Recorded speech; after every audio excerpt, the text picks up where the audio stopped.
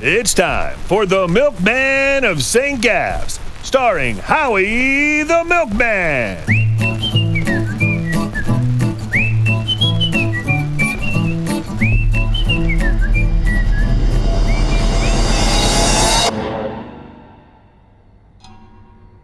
I woke up around midnight. I noticed that if I told myself when to wake up, I'd wake up right about then. I really didn't want to get up, and for a second I just lay there listening to the clock tower down the pier sounding 12. I just about drifted off again, but then I remembered why I'd woken up and a ball of fear grabbed my stomach. I picked up the lantern I'd borrowed, a tin pail, and some matches. I'd gone to sleep in my clothes to save time, and I snuck out of the building as quietly as I could. It was dark out. No stars. A bunch of low clouds had been hanging over the town for a few days now. It was still humid and stifling, even at midnight. No one really kept any lights on here like they did in Mingsbite, and there were no gas lamps, so I had to light my lantern to see where I was going. Something the magician said kept rolling around in my head, that I could redeem myself with one decent act. I knew it was true, and that I should have been more diligent in my duty to my country and the milkmen, but my feelings for Stormy were just too strong, and I'd made up my mind not to go after Mr. Greenwood. That made me feel pretty guilty, and I knew Corwin was going to keep getting annoyed at me, but I had a plan, a good plan, and I thought I'd be able to keep Stormy happy and at the same time not have to get Mr. Greenwood sent off to jail, or worse. I decided to just go through the motions of gathering evidence against Mr. Greenwood, but instead I'd try to frame Dr. Barrett. I knew it wouldn't work, but it would buy me some time. And while all that was going on, and as long as Mr. Greenwood kept away from any milkmen, I'd work on going underground and finding the phlogisterian on my own. The way I saw it, Mr. Corwin was here really to work on the thermalizer. If I could keep him focused on that, he'd probably forget all about any unruly citizens. I was sure his bosses were much more interested in getting the machine working than they were about someone like Mr. Greenwood. I couldn't really tell Stormy everything that was going on, but I told her I had a plan, and she trusted me explicitly. I'd even told Mr. Greenwood that he was really in grave danger and that he should keep his head under the covers, so to speak, and he agreed. Walking along the main street, I looked down Mercy and could see, a couple of blocks away, the hulking shape of Mrs. Pyman's house. It was still half sunk in the ground and tilted over. It gave me an eerie feeling. Come to think of it, I hadn't seen her for a while, ever since she got mad at Whelan. I kept going, and it occurred to me that St. Gaff's had changed somehow. I used to feel welcome and at home walking around here, even in the middle of the night. But now everything felt gloomier, like the town didn't want me anymore, and was getting ready to spit me out somewhere. I tripped a little on one of the new cracks in the sidewalk. As I was recovering, I thought I saw something on the roof of a shop, a gargoyle. But then, when I looked again, it wasn't there anymore. My mind was probably just toying with me because of what I was about to do. Then, finally, a friendly face. Billy was glowering at me with his broken face from the wall of the Billings Memorial Milk Station. The whole city seemed to be crumbling these days, and the mason hadn't done a very good job with poor old Billy. "Don't worry, Billy," I said. "If I ever get some money or if I'm ever in charge here, I'll make sure they fix you up properly." I think he appreciated the sentiment. But I had work to do. In the parking lot, I moved the boards that were covering up the hole. I looked around as if to bid farewell to the world up here, but it had started to spit rain, so I hurried up and sat on the edge of the hole, held my lantern up, and slid down. I was surprised to find myself on a rope bridge. Someone must have built it, and it connected with the staircase that led down from Corwin's office a little ways off. I wanted to surprise Corwin with my initiative, so I decided that instead of asking him and going down the stairs, I'd just take the hole in the ground, And that way, if I didn't find anything, he'd never know about it anyways. I moved my way along the bridge, then got on the stairs. They creaked as I went down, but I was happy to take the stairs instead of just sliding blindly down somewhere. It was pitch black, the kind of blackness that gets into your ears and mouth. I knew if I screamed, the sound wouldn't even go anywhere. And for all the light that the lantern gave off, I might as well have been on the bottom of the ocean. And so, it was really weird when the sound of my footsteps started echoing. I stopped for a second, and a second later the steps stopped too. I thought maybe someone was following me, but no one was there when I turned around. That would have been too obvious. So I kept going. I still couldn't see the bottom, but I started to smell stale smoke, half-rotten bacon, motor oil. The smells got stronger, and the echoes got louder. I could feel him behind me, hear the labored breathing, but I didn't dare turn around, until I got a sharp poke in the back. I swung around scared and came face to face with a face full of black teeth, waxy skin, a tattered, half-burned military uniform. Why aren't you with your unit? My unit? Where's your rifle, soldier? I'm not a soldier. You absent without leave? No. He's a goddamn spy. This was another voice. I turned to see another soldier. A hole where his left eye used to be, a piece of shrapnel still sticking in there. What do you think you're doing wandering around out here? I looked around. I was on a beach. Gray sand stretching right to the horizon on one side and gray, choppy water on the other. And the sky was chalky white with no sun. Bits of bony driftwood were scattered around. There were about a dozen of these soldiers, all dead and damned by the looks of them, and they were walking over to us. I'm looking for Mammofa, the cow. The soldiers looked at each other. Mammofa, one said. And out over the waves there was a flash like lightning.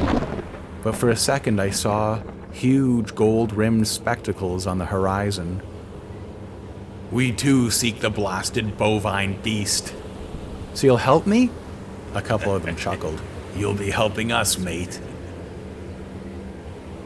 Somehow, it slowly became night, and the soldiers danced around a fire and sang ancient-sounding songs in praise of the man with the spectacles.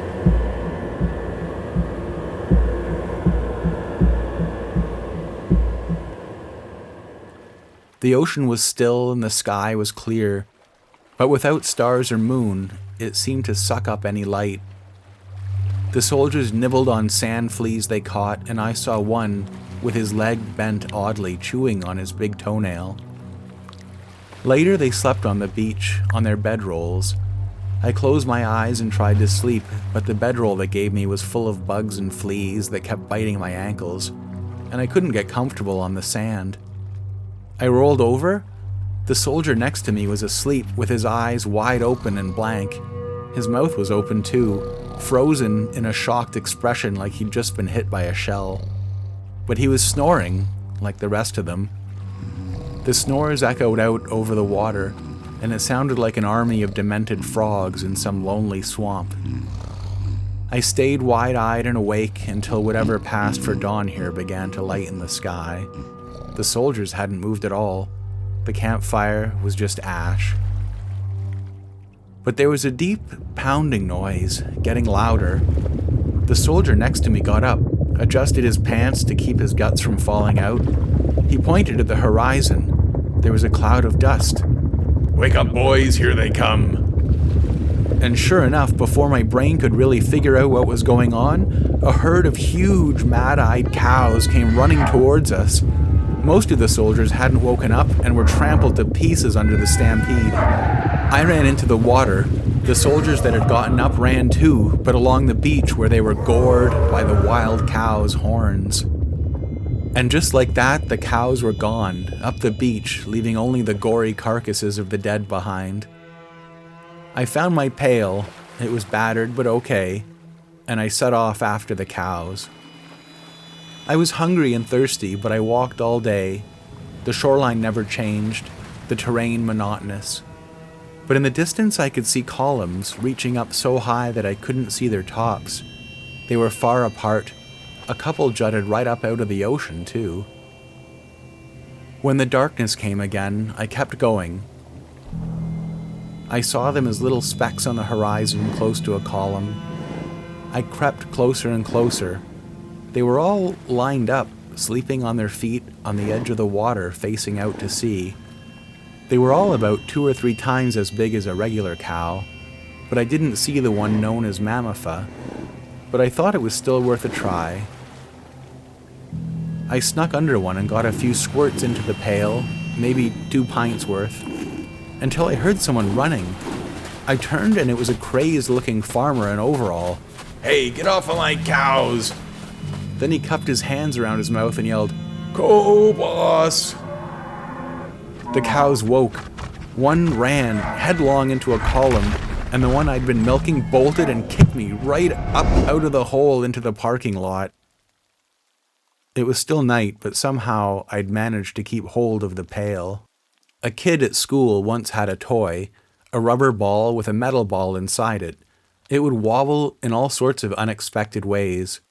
The phlogisterian in my pail moved like that, like it had a momentum all its own at the bottom of the pail. I got an hour or maybe a bit more of sleep before work. The first thing I did when I woke up was to look and see that it wasn't just a dream. But there it was, the bucket of phlogisterian. I threw on my uniform and took off without even having breakfast. I couldn't wait to show Corwin. I knocked on his door when I got to the office, and Corwin was already up. "What is it, Howie?"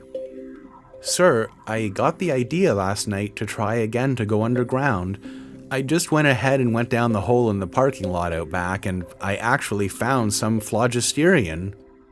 His eyes lit up. Without a word, he grabbed the pail from my hands and looked down into it. But then his brows furrowed. "That's all?" "That's all I could get." He pondered for a moment. "Okay, Howie, good work, but I'm afraid we're going to need more than this. Quite a bit more." This made me pretty nervous. It had been hard enough already to get this much of the stuff. "I see. All right, I'll try again as soon as I can. I'll try again tomorrow night." I left the pail with him. It was too bad I hadn't gotten more phlogisterian, but on the other hand, I smiled to myself because I was sure my plan was working. There had been no talk about Mr. Greenwood. As I went on my rounds, I felt like Billy gave me a wink, and I was feeling pretty good. Even the gloom that was oozing from everywhere in the town last night seemed to be gone. I'd played all of this just right, and threaded my way between some pretty complicated hoops. I'd found a way to have Stormy and to not get fired, and if they really did get the thermalizer working, I could probably get any kind of promotion I wanted. The rain clouds were gone and the sun was smiling right in my face as I went about my rounds, and it was Thursday, so I had the weekend to look forward to. After work, I went to Stormy's place. "Howie, how was work?" "Work was great. You're looking a bit tired there." "I was up late last night working on a project, a secret project, but I'm feeling fine." "Well, we're just about ready here." And just then Mr. Greenwood came down the stairs. He was carrying some sort of machine with tubes and a kind of balloon attached. "Hi, Mr. Greenwood. How are you holding up?" "Oh, not too bad, not too bad. I've always been a bit of a homebody, staying around the house all the time. Doesn't bother me too much." Mr. Greenwood mostly stayed in after I told him the milkmen were after him. "Is that the machine?" It is. I've shown Stormy how to use it." Outside, Stormy and I were walking. She had a big purse with her, with the machine in it. "Did you bring the other thing?" I asked.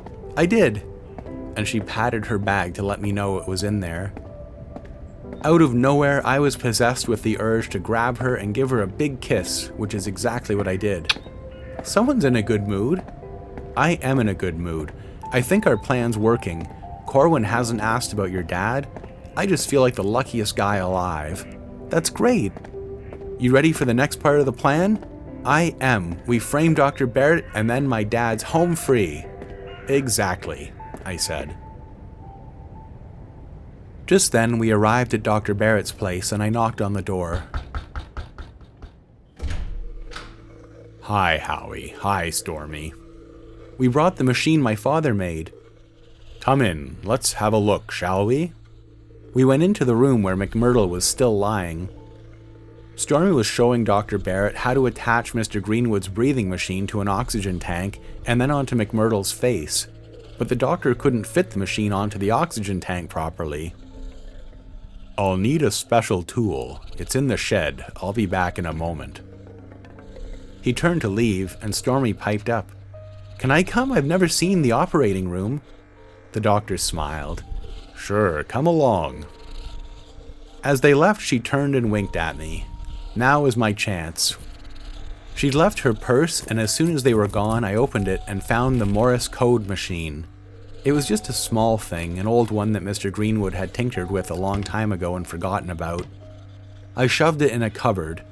Our plan was to say that we'd seen this communication device at the doctor's place and that maybe he'd been using it to send subversive messages to the enemy. After stashing the Morse machine, I looked over at the peckerhead. He was already hooked up to an old-fashioned breathing machine that had gears and things like a clock. The doctor's idea was that if they could pump some extra oxygen into the guy, it would maybe help him more than the regular air he was breathing now. Well, Albert, old chum, I got the job and I got the girl, and you're just lying there like some sort of idiot. Who's the smart one now? Stormy and Dr. Barrett still weren't back, and I was getting bored. I know I shouldn't have, but my curiosity got the better of me. I squeezed the breathing tube, only for a second or two, just to see what would happen. And to my surprise, McMurdo started making all sorts of choking, coughing sounds. I didn't know if he was about to die or wake up, and I panicked. Dr. Barrett, come quick! Then I kind of slapped McMurdo in the face a couple times. Hey, McMurdo, you alright? He coughed some more, and then his eyes opened. Dr. Barrett, I shouted, and the doctor and Stormy came running in. He opened his eyes. Stormy gasped, and the doctor rushed over and lifted McMurdo's eyelids a bit. He coughed and spluttered some. Let's give him some room. Stormy and I stood back. Albert, can you hear me? Albert. Slowly but surely, he nodded his head. Water? The doctor gave him a sip of water from a glass that was sitting there. Just a bit. McMurdo laid back, bleary eyes, like he was figuring out how to breathe on his own again, and the doctor filled him in. You've been in a coma for quite some time. McMurdo just nodded. Then the doctor turned to me. What did you do, Howie? Nothing. I was just talking to him as usual, telling him we missed him down at the station, and just like that, he opened his eyes. Is he going to be okay? Stormy asked. You know, I think he is going to be okay. He was coherent, no sign of brain damage so far. He's very lucky. Outside, Stormy was all excited. It's going to be great to have McMurdo back, don't you think? I cursed myself for being such an idiot. Why on earth did I have to interfere with him? Well, what's done is done, I thought. I told myself it probably wouldn't change anything anyways. But when I got home, I felt like I'd had the wind knocked out of me. I had some leftovers for dinner and just fell asleep before the sun even went down. The neighbor's stick banging on the wall reverberated through my dreams. Me walking underground, surrounded by those huge pillars. But something way up high was banging into them and making them shake. Bits of rubble and bricks were falling all around. It didn't bother me, though, somehow. I woke with a start. I'd been drooling. I could tell it was just before I had to get up. It was quiet and still. I still had my uniform on, and even my boots. The next day, my rounds passed uneventfully, and after work, Stormy had decided that we should go see McMurdo again at Dr. Barrett's. When we got there, his parents were there too. They were all blubbering and overjoyed that their dear boy was feeling better. His mom even patted me on the head, which I didn't appreciate at all. Oh, Howie, the doctor told us you were there when he woke up, talking about his job. I bet that's what woke him up, missing his old life. Glad I could help, I muttered. McMurdo was sitting up in bed, smiling at us. Well, we'll get going and leave you kids to talk. I think that'll be really good for him, his mother said. And then she and McMurtle's dad left. Stormy sat on the edge of his bed and felt his forehead. I just stood there. So what was it like? Did you dream? I think so. I remember walking with an old man through a garden. He told me everything would be okay, and then someone was tinkering with a machine. I was explaining that he was doing it wrong, and then he pushed me into some water and I couldn't breathe, and then I woke up. My face went red when he said all of this. Howie, what's new at the station? Oh, not too much. I've been promoted, of course. Red badge. I was delighted to see him flinch when I said this. We're planning on giving away chocolate milk after church on Sunday. Chocolate milk? It's a new thing. For some reason, McMurtle got all contemplative when I mentioned this. Who knows what he was thinking. Later that evening, Stormy went home for dinner, and I just went walking around. I thought I'd sit in the square for a bit, but when I got there, it was all roped off, and the fountain was broken and tilted to one side. The water was still flowing. Inspector Piercy was there, and he was carrying a rifle. So were the other police there. What's going on? I shouted. Another blasted sinkhole, opened in the night. We've got to keep watch against anything coming up until we can get someone to fill this in. So it's bigger than the one at Mrs. Pyman's house? Much, but don't you go telling everyone that. I felt the old familiar pangs of guilt and worry, but I wasn't quite sure why. I told myself that everything was still fine, but I couldn't quite get rid of the clouds of gloom hanging over my head. I just kept walking around. Sure, McMurtle had woken up, and sure, holes and cracks were appearing all over St. Gaff's, but the holes weren't my problem. I still had Stormy, things were good at work, and I had a lot to look forward to.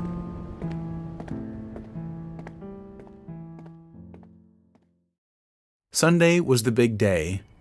I didn't go see Father Whelan's service since I had to help Frank and Beaver with the setup, and they of course never go to church. There was a big barrel with a bunch of ice in it, and then a number of bottles of chocolate milk. We had a little stand, all white painted wood. It was a bit of a cloudy day. Here they come, Frank said as people started filing out of church. Why we gotta do this? Beaver asked in a philosophical kind of way. Gotta keep the kids happy, boss man says. Go on, Beav, you start. Beaver smiled as best he could. I'm not sure if I've ever seen anything quite so scary, to be honest. But he filled up a glass and walked over to the first little kid he saw. Chocolate milk. But the kid just started crying. Come on, take it, he insisted, but the kid just ran into her mother's arms. Frank was chuckling to himself.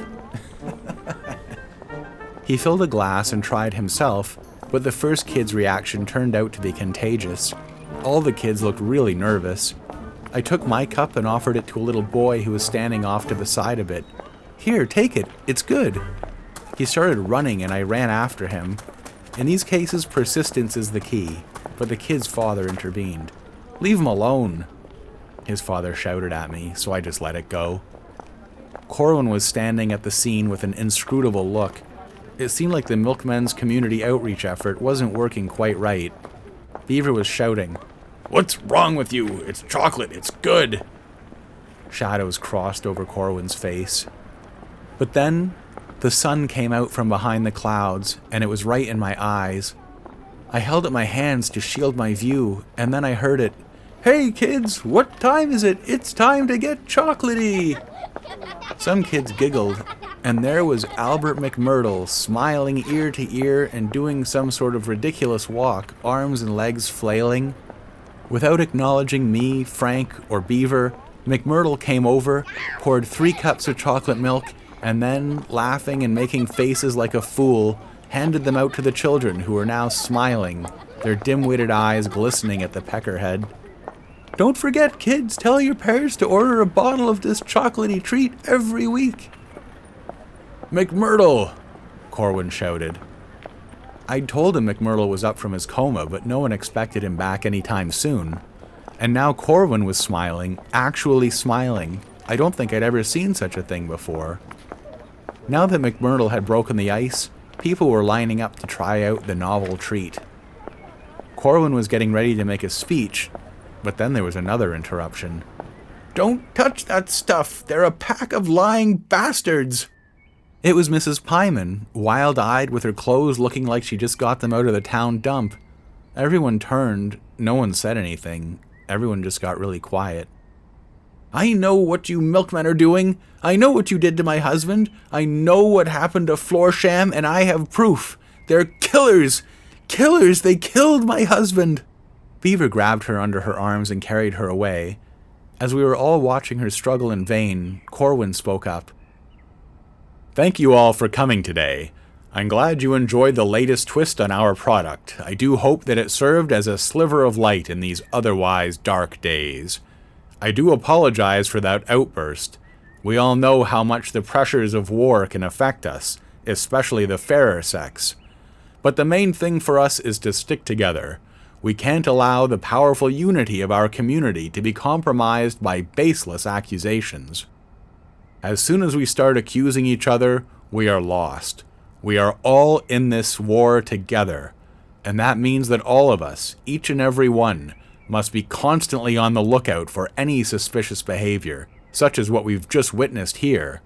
If you see anything at all out of the ordinary, you pass the information along to your milkman, who will see that the proper authorities are alerted. And with that, please enjoy as much chocolate milk as you'd like." By this time, Whelan had emerged from the church and was standing beside me. He'd helped himself to a whole bottle of chocolate milk. "Pretty good. He must have been a preacher in another life." On Monday afternoon, Corwin had me and McMurdo in his office, and that's when my whole world fell apart in front of me. The episode with Mrs. Pyman, it turned out, had bothered Corwin much more than he'd let on.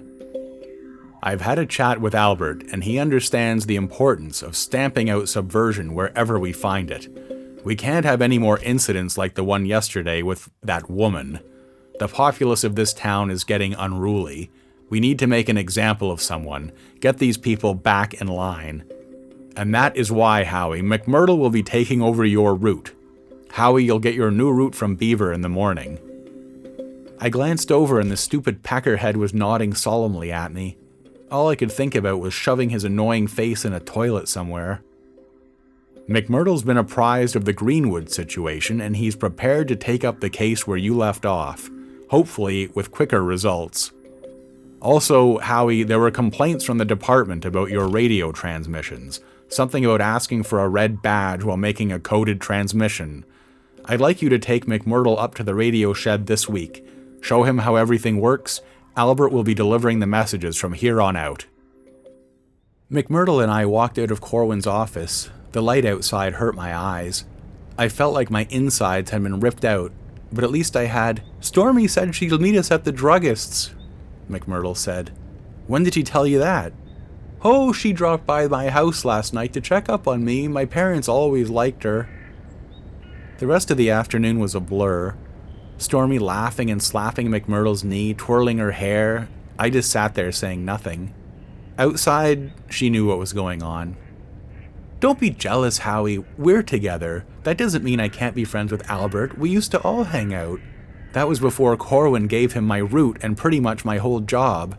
We're together, okay? We'll figure it out. So what if you're delivering milk to different people now?" "Sure, but guess who's in charge of finding evidence against your father now?" She stopped. "Oh, well, my dad hasn't done anything, and I'm sure I can convince Albert to leave him alone." "Sure," I said. "Yeah, they throw about 4 million gallons." And before I knew it, there we were, driving up the mountain to the radio shed. McMurdo kept droning on about how many bottles of milk they produce every day in Ming's Bite, and all sorts of other irritating facts, but a new plan was forming in my head. When we got to the station, I looked up at the tower. "Well, Albert, first thing you've got to do is check that the tower is in proper working order," I said. "The weather can be pretty harsh up here, and sometimes important parts can come unscrewed. Just wait here a second." I went into the shed and grabbed a big wrench. Then I said, In fact, now that I look, I can see that something looks loose up there. Do you see that loose wire? No, where? Right up there, by the top. He moved in front of me, squinting. I don't think I see anything. And while the idiot was looking up, I raised the wrench over my head.